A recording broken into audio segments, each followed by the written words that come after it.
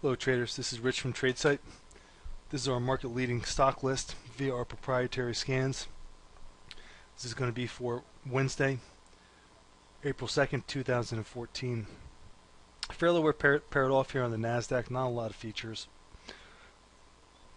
We left another gap up to deal with. We've got a fairly light volume condition here. You can see all the volume deviations to the downside, so not a lot cooking. Netflix is trading pretty well here. That one's about 2.5% above the day's open. That's really the standout intraday today.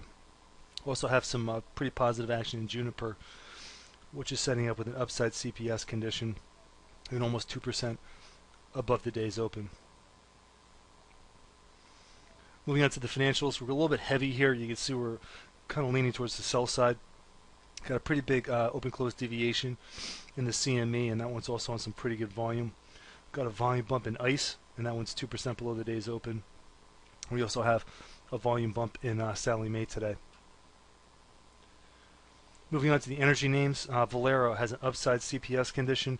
That one's 3.5% above the day's open, so big move there. Most of the energy names are down on volume today. The generals are a little bit better to buy here. We've got a fair amount of upside CPSs, but we do have a couple of offsetting sell signals.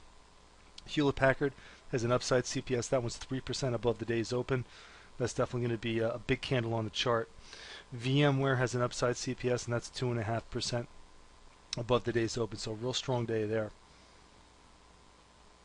Moving on to the housing names, Toll Brothers has an upside CPS, but that one's on fairly light volume.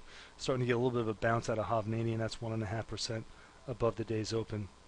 Not too much cooking in the transports. Most of these are really light on volume. FedEx and Norfolk Southern both have upside CPSs.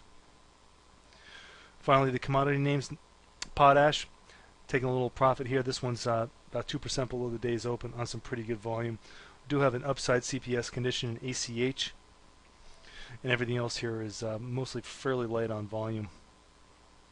Alright folks, as always, thanks for listening. This has been Rich for tradesight.